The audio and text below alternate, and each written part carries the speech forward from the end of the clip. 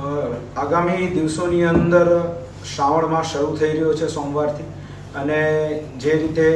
અલગ અલગ વિસ્તારોની અંદર કોઈને કોઈ રીતે દારૂ વેચનારા લોકો જે છે તેની માહિતી પોલીસને મળી રહી છે, તેને ધ્યાનમાં રાખીને રાજકોટ શહેર પોલીસ કમિશનર માનનીય બ્રજેશકુમાર ઝા સાહેબની સૂચના અનુસાર રાજકોટ શહેર ક્રાઇમ બ્રાન્ચ, એસઓજી તથા દરેક પોલીસ સ્ટેશનના ડી સ્ટાફની અલગ અલગ ટીમો બનાવી અલગ અલગ વિસ્તારોની અંદર આજે વહેલી સવારથી જ તે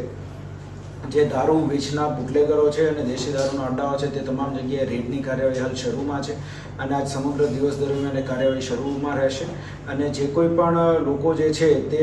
આ પ્રવૃત્તિ સાથે જોડાયેલા છે તેના વિરુદ્ધ કાયદેસરની કાર્યવાહી સાથે અસરકારક અટકાયતી પગલાં પણ લેવામાં આવે. ડ્રોનનો ઉપયોગ જ્યાં જ્યાં જરૂર પડે તે પ્રમાણે પોલીસ કરતી હોય છે, એટલે જે પોલીસ સ્ટેશનની જરૂરત હશે ડ્રોનના ઉપયોગની કે એડવાન્સ સર્વેલન્સ કરવાની, તો ત્યાં એનો પણ ઉપયોગ કરીશું. સાંજ સમાચાર ફેસબુક પેજને લાઇક કરો, વિડીયો શેર કરો અને વધુ વિગતવાર સમાચાર માટે sanssamachar.net વિઝિટ કરો.